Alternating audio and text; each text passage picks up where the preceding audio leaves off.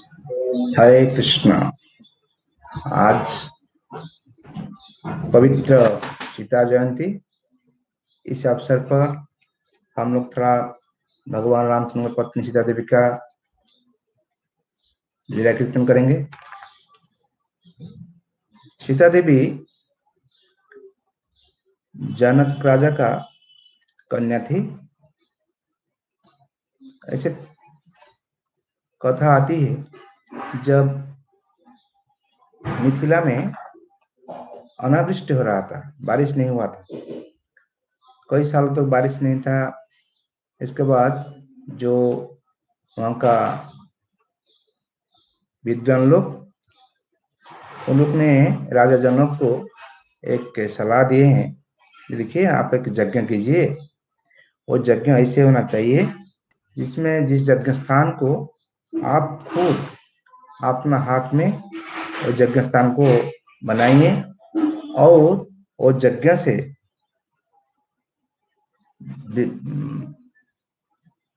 बारिश आएगा। ऐसे सोचकर उन्होंने क्या किया, महाराज जनक ने अपने हाथ से लंगल लेकर खेती करने में, खेती मतलब जाग को साफ करते रहते हैं। जब लंगल हल को लेकर, हल लंगल उस समय जमाना में, आजकल तो वो सब उठ गया, लेकिन ऐसे जमाना था जैसे बैल बैल लेकर हम लोग क्या करते थे गांव में, आज भी है भारत में। वो एक हल होता है, उसको लेकर खेती करते, मतलब टिल्टिंग करते हैं। वो जो हल होता है उसका नीचे में एक लोहा होता है, वो लोहा को बोलते हैं सीता। जब वो जमी खेती करते थे, मतलब वो यज्ञों के लिए प्रस्तुत करते थे, तब वो सीता मतलब लोहा जाकर एक जगह में हिट कर गया, रुक गया। जब रुक गया, तब ने महाराज जनक उस जगह को देखे क्या है। उसका अंदर से एक बहुत सुंदर कलसी जैसे एक बॉक्स निकला, और वो बॉक्स का अंदर एक बहुत सुंदर कन्या थी। जन्म असध्य जन्म हुआ कन्या थी। वो कन्या देखकर महाराज बहुत खुश हो गए। उस टाइम उनका कोई संतान ही नहीं थे। खुश होने के बाद वो क्या किए, उनको लेकर अपना पास रखे और पाले। ऐसी कथा आती है, जब लक्ष्मी देवी ने नारायण की सेवा करते हैं। हम लोग जानते हैं लक्ष्मी देवी भगवान की नित्य सेविका है। वो सेवा करती है वैकुंठ में। एक दिन लक्ष्मी देवी ने नारायण को बोले, देखिए प्रभु, हमारा एक रिक्वेस्ट है। क्या रिक्वेस्ट है? हम आपका सेविका है, आपका पत्नी हूँ। सारा दुनिया जानते हैं हम आपका पत्नी हूँ, सेविका है। लेकिन हम जब भी सेवा करने आते हैं, आपका जो बेड है, वो बेड हमको देखते रहता है। मतलब भगवान का जो बेड है, वो अनंत शेष का बेड है, और अनंत शेष ने अनंत मुंह से उनका उनको दर्शन करते थे। इसीलिए हम हमारा कोई प्राइवेट लाइफ ही नहीं रह गया। हम आपका अर्धांगिनी हूँ, आपका पत्नी हूँ, लेकिन लाखों आंखें से आपका बिस्तर हमको देख रहा है। इसलिए आप हमको एक ऐसे मौका दीजिए जैसे हम आपके साथ प्राइवेट लाइफ जैसे रह सकते हैं। लेकिन भगवान ने बोले तो अभी वो संभव नहीं है, लेकिन वो संभव होगा, बाद में होगा। तब सीता लक्ष्मी देवी बोले, बाद में कब होने वाला है बोलिए। तो सीता भगवान ने बोले, हम जब राम होकर आएंगे तब वो संभव है, क्योंकि उस टाइम में अनंत शेष ने हमारा भाई बनकर आएगा। ऐसे बाद में हम देखें लक्ष्मण जी अनंत शेष जो भगवान रामचंद्र का अपना भाई बनकर आए हैं। ऐसे मर्यादा पुरुषोत्तम राम का पत्नी स्वयं सीता देवी, जब उनका जन्म हुआ कहाँ, जनकपुर में, तो ये भगवती सीता आस्ते आस्ते बड़ा होने लगे। बड़ा होते होते ऐसे एक स्थिति आया, एक दिन क्या हुआ, उनके घर में शिव धनु था। महाराज जनक का राजमहल में शिव धनु का इतना उसका वेट था, 300 आदमी एक साथ उसको, क्षत्रिय एक साथ उठा नहीं सकते हैं। और कई पीढ़ी से कई पीढ़ी से उनका घर में था। इसलिए जब कई कारण से एक दिन सीता जी वो घर को अपना सहेली लोग का साथ वो घर को सफाई करते थे, तब वो देखे इतना पुराना धनु क्यों इधर पड़ा हुआ है। वो शिव धनु को अपना बाएं हाथ से उठाकर उधर रखकर जाकर सफाई की थी। वो जब खबर मिला महाराज जनक को, महाराज जनक सोचे अरे हम तो उठा नहीं सकते, 300 क्षत्रिय लागते हैं उसको उठाने के लिए, और हम देखते हैं सीता ने उसको ऐसे जिससे खेलते हैं बच्चे लोग, ऐसे उठा लिए। इसका मतलब सीता को कहीं शादी हमको देने के लिए 2 बार सोचना पड़ेगा। ऐसे कोई इतना बड़ा वीर होना चाहिए जो उसको उठा सकते हैं, नहीं तो बाद में उनका मैरिज लाइफ डिस्टर्ब हो जाएगा। कब सीता उनका हाथ शरीर के ऊपर हाथ रख देंगे वो बेचारा मर जाएगा। ऐसे सोचकर महाराज जनक ने जब सीता देवी बड़ा हो गई, उनके लिए एक स्वयंवर का शर्त रखे थे, जिस शर्त में था जो उस शिव धनु को उठा सकते हैं उन्होंने सीता देवी को शादी कर सकते हैं। लेकिन बाद में ऐसे कोई स्थिति नहीं आया। कितना राजा लोग आए, कितना राजा लोग गए, वो लोग नाराज भी हो गए सारे, सीता देवी का शादी नहीं हो पाता है। लेकिन जनक राजा के तो एक शर्त रख ही दिए, वो हटा नहीं सकते हैं, क्योंकि वो जानते हैं सीता देवी इतना शक्ति उनके पास है, तब तो उनका पति इतना शक्तिशाली होने शक्तिमान होना चाहिए। वही सोचकर वो बहुत विडंबना में थे। इधर भगवान रामचंद्र जब वशिष्ठ से शिक्षा प्राप्त कर आए अयोध्या में, तब वाल्मीकि ने सॉरी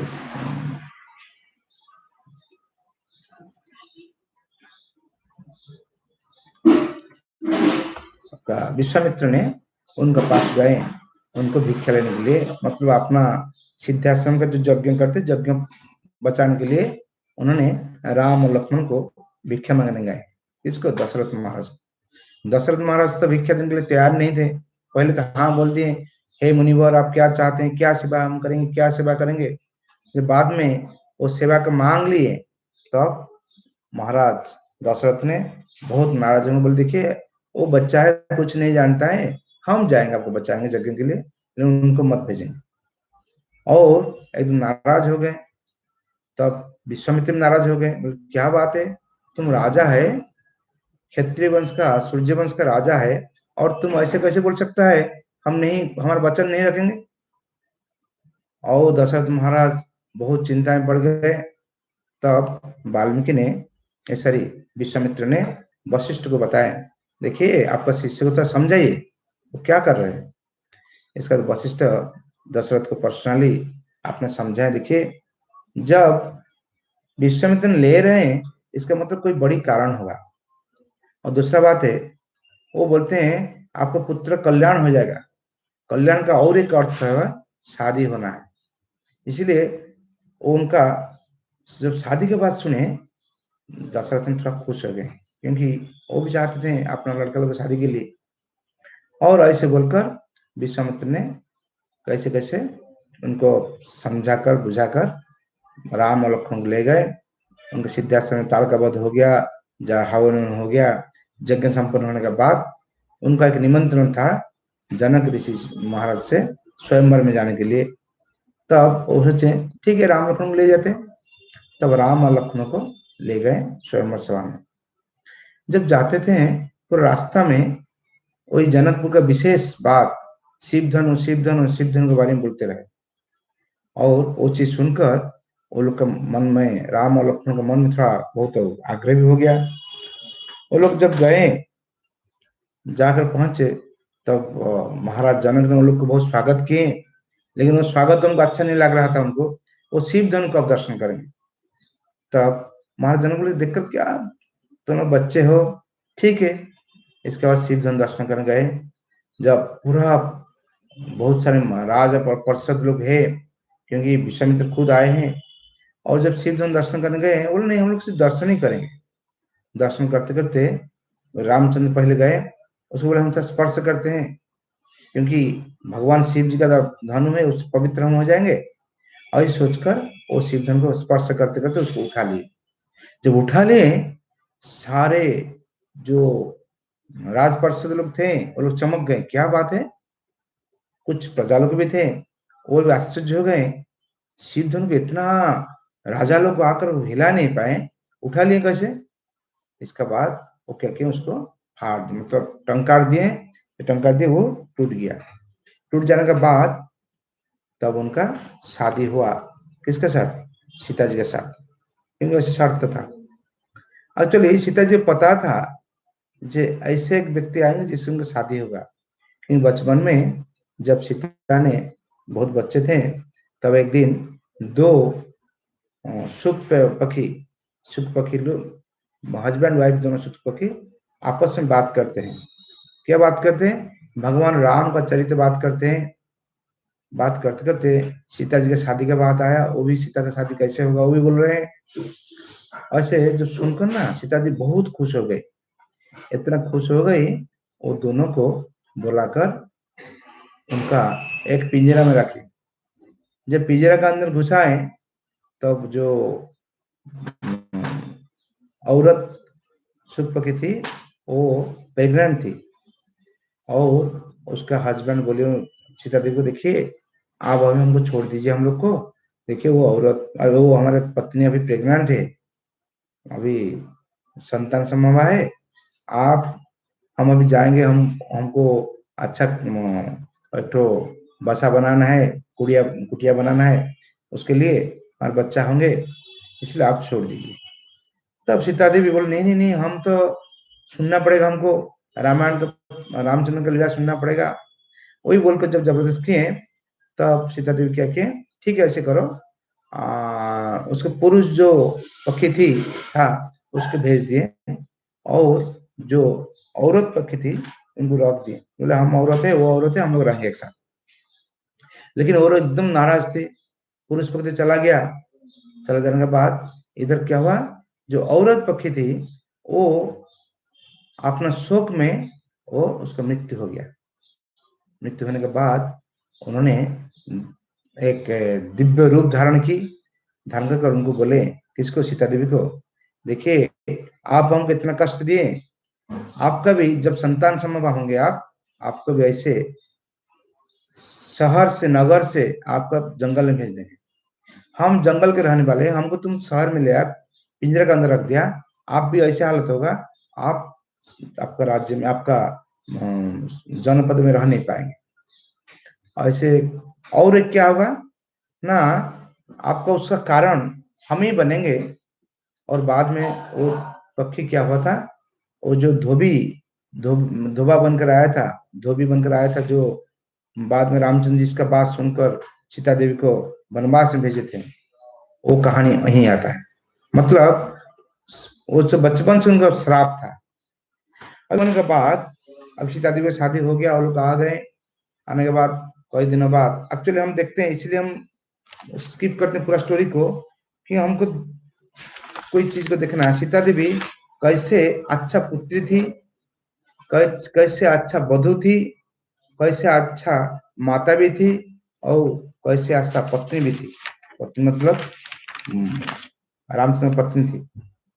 क्योंकि ऐसे हमारा पुराण से हम देखेंगे, हमारे 5 स्त्री होती हैं जो बहुत फेमस है। उसमें अहल्या, द्रौपदी, सीता, तारा और मंदोदरी। अहल्या, द्रौपदी, सीता, तारा और मंदोदरी, वो पांचों का अंदर एक चीज कॉमन है। क्या है?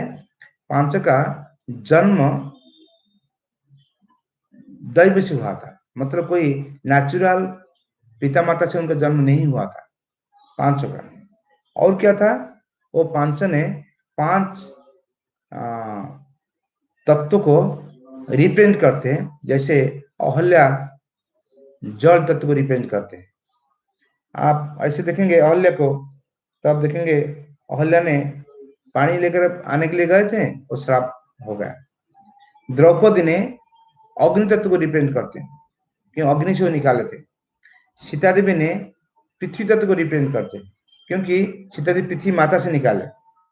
और तारा ने वायु को रिप्रेजेंट करते हैं, और मंदोदरी ने ईथर को रिप्रेजेंट करते हैं। ईथर मतलब शून्य को। ऐसे वो सीता देवी जब रामचंद्र वनवास हो गया, तो सीता देवी ने क्या कि रामचंद्र उनके पास आए, उनको बताया ऐसे ऐसी बात है। लेकिन रामचंद्र बहुत प्रफुल्ल थे, वनवास होते हुए भी उनका मन में कोई दुख नहीं था। तो सीता देवी बोले, देखो हम तो आपके साथ जाएंगे। नहीं, रामचंद्र बोले, नहीं ऐसे करना, तुम यहाँ महाराज भारत को अपना राजा समझना, उनकी सेवा करना, और पिताश्री महाराज दशरथ और माता कौशल्या का सेवा तुमको ठीक से करना है, क्योंकि वो बहुत दुखी है दोनों। लेकिन सीता देवी बोले, नहीं नहीं नहीं, हम कैसे करेंगे? अरे हमारा जितना इन लॉज होते हैं, इन लॉज मतलब क्या है, हम आपका पत्नी होने का बाद तो वो लोग हमारा कोई ससुरी बनते हैं, कोई ससुर बनते हैं, कोई दूसरा रिश्ता बनते हैं। हमारा आप हमारा पहले हैं, इसके बाद वो लोग होते हैं। इसलिए आपको छोड़कर हम कहीं नहीं जाएंगे, आप जहां जाएंगे हम वहीं जाएंगे। और उनका माता सुनैना सुनैना ने उनको बोली थी, जब उनका अर्पण किए थे राम को, और देखो तुम राम को अर्पण करते हैं, उनका सुख में और दुख में तुम भागीदार हो गए। इसलिए आप राजा जब बनते थे, हम रानी होता था। आप जब भी वनवास में जाएंगे, हम भी आपके साथ वनवास जाएंगे। और उनका एक्चुअली सीता देवी का जो माता जिनका गोद में बड़े हैं, वो सुनैना, जो जनक ऋषि का पत्नी थी। और भूमि देवी उनका असल माता है। और उनका एक सिस्टर थी, बहनी थी, जो सुनैना से हुआ था, उसका नाम उर्मिला थी। ऐसे राम और सीता ने दोनों, जैसे, और इसके बाद वनवास हो गया। वनवास में जब गए, सीता देवी राम को बोले, देखिए हम आपको कोई परेशान नहीं करेंगे, आप जो बोलते हैं जंगल में इतना कठिनाई है, कोई कठिनाई नहीं होगा, हम आपका साथ ही देंगे, आपको सेवा करेंगे। ऐसे जो जंगल में जाते थे, राम जब जाते हैं, उनका पीछे सीता देवी होती थी। और सीता देवी कभी ऐसे रामचंद्र जहां पैर रखते थे, सीता देवी दूसरा जगह रखते थे, क्योंकि उनको पता था भगवान रामचंद्र का पैर स्पर्श करना नहीं चाहिए। ऐसे वो जंगल में आए, आकर उनका जो एक वासना था, हम भगवान के साथ एकांत में रहेंगे, वो एकांत वास का स्वप्न उनका अभी पूर्ण हो रहा है और वनवास में। क्योंकि वो जब अयोध्या में थे, तब भी वो एकांतवास मुश्किल था, क्योंकि दिन भर रात भर कितना आदमी आते थे रामचंद्र से बैठने के लिए, मिलने के लिए। इसे वो भी उनके लिए साधन ठीक से नहीं था। ऐसे वो लोग क्या किए, राम ने जब जंगल में आए, सीता देवी का रावण ने हरण किए थे। उसमें कथा आता है, सीता देवी, रावण ने सीता देवी को हरण नहीं किए। वो किसको हरण किए? वो विद्यावती बोलकर एक कन्या थी, जिसके पिताजी का, वो पूर्व जन्म में उनका पिताजी का नाम था कुशध्वज, जो जिन्होंने बृहस्पति का बेटा थे। बृहस्पति का लड़का कुशध्वज का पुत्री विद्यावती ने, उन्हें बहुत सुंदरी थी, लेकिन उनका पिताजी का एक स्वप्न था, हमारा बेटी को, हमारी लड़की को हम भगवान विष्णु से शादी करवाएंगे। इसलिए वेदवती को उसी हिसाब से तपस्या करने भेज दिए। लेकिन इतना सुंदर थी, बहुत राजा लोग उनको शादी करने के लिए आए, लेकिन उनका वो कंडीशन सुनकर सब नाराज हो गए। ऐसे नाराज हो गए, किंग शंभु ने क्या किए, उनका पिताजी, वेदवती के पिताजी को, माताजी को, कुशध्वज, उनकी पत्नी को मर्डर भी कर दिया। लेकिन तब भी वेदवती उनको शादी नहीं किए। वो शादी नहीं कर क्या किए, वो अपने चले गए तपस्या में जंगल में। जब जंगल में तपस्या करते थे उनको पूरा बाल और जटा उटा हो गया था, लेकिन उनका जो अंतर्निहित सौंदर्य बहुत सुंदरी थी। जब तपस्या कर रहे थे तब एक दिन लंका का राजा रावण, त्रिभुवन विजय रावण उधर जा रहा था। वो देखे इतना अच्छा लड़की है तो हमारे लिए ठीक है।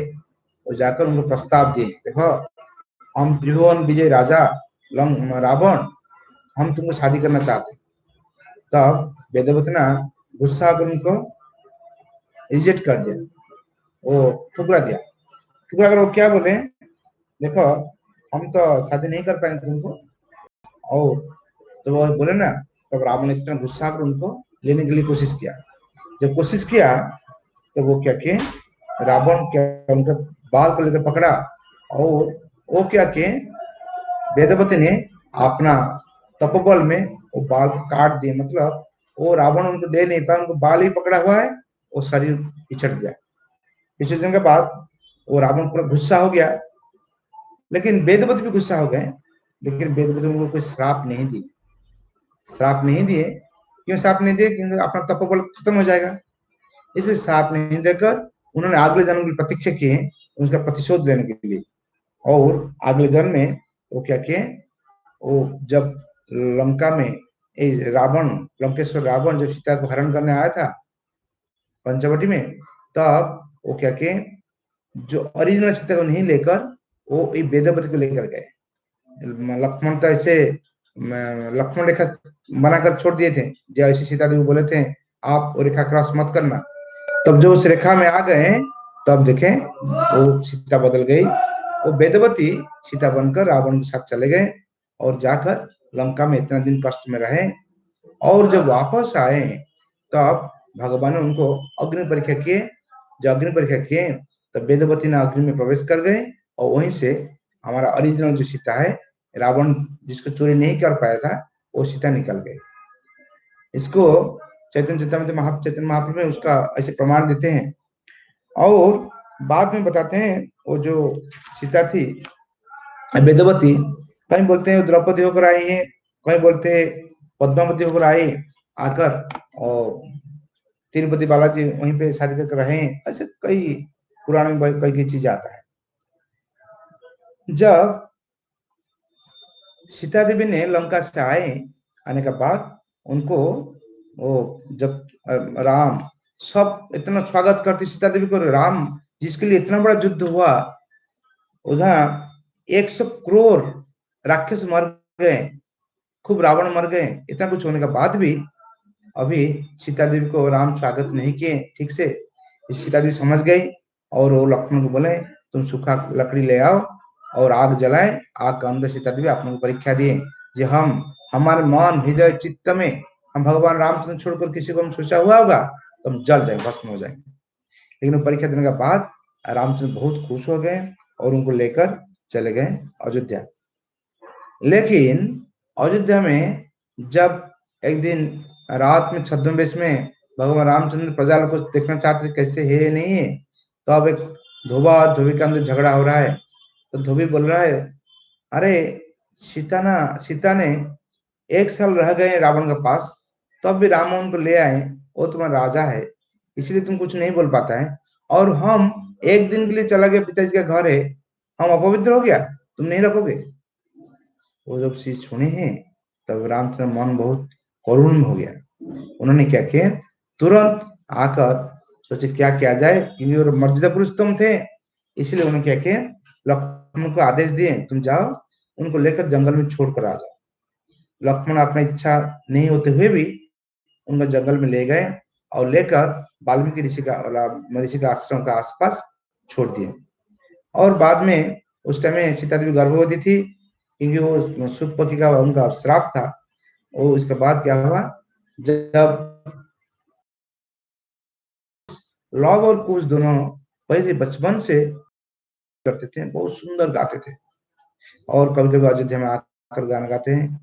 तब एक दिन रामचंद्र उनको बुला लिए लव और कुश को अपना महल में बुलाकर बोले देखो तुम यही गान करो। तब उनका गाना सुनकर बाद में रामचंद्र समझ गए, सीता देवी का परिचय उनको मिल गया और सीता देवी को वापस अयोध्या बुलाए। जब सीता देवी को अयोध्या बुलाए तो बुलाने के बाद तब भी उन्होंने और एक परीक्षा का इच्छा था उनका। जब वो सीता देवी समझ गए परीक्षा चाहते, पूरा राजा अयोध्या के सारे लोग वेलकम कर रहे हैं और सीता देवी को रामचंद्र का थोड़ा परीक्षा लेने का इच्छा था।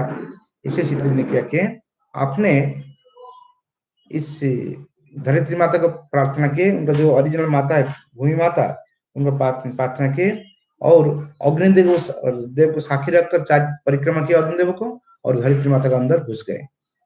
वहीं सीता देवी का आपका भूमि में चले गए। यहीं से हम लोग देखते हैं सीता देवी कितना महान होती है। और हम देखते हैं कहीं राम दरबार होता है तो सीता देवी का लक्ष्मण दाईं तरफ रहते हैं, सीता देवी बाएं तरफ रहते हैं। लक्ष्मण त्याग और सेवा का प्रतीक होते हैं और सीता देवी समर्पण का प्रतीक होते हैं और हनुमान जी उनका चरण में रहते हैं, जो वायु शब्द का प्रतीक है। जिस शब्द मतलब नाम कीर्तन कर भगवान गुण कीर्तन करने के बाद करते करते और भगवान को हम जान पाएंगे। और इसलिए सीता देवी आज का जो नवमी तिथि है, नवमी तिथि में शुक्ल नवमी, इस नवमी तिथि में सीता देवी का आविर्भाव हुआ था और उनका गुण कीर्तन हम लोग वेदों में भी नहीं कर पाया, हम क्या कर पाएंगे। हमारे सीमित समय में हम थोड़ा सा चर्चा किए सीता देवी के बारे में। और रामायण में ऐसे सीता देवी के बारे में बहुत कुछ वर्णन है, लेकिन सीता देवी का अपना डेडिकेशन इतना स्ट्रांग था, इतना कष्ट किए थे, इसलिए हम लोग बोलते हैं सीताराम सियाराम सियाराम बोलते हैं, कोई राम सीता नहीं बोलते। पहले सीता का नाम लेना पड़ता है, इसके बाद राम का नाम मिलता है। जय रामचंद्र भगवान की, सीता मई की, सावेद गौर भक्त बिंद की।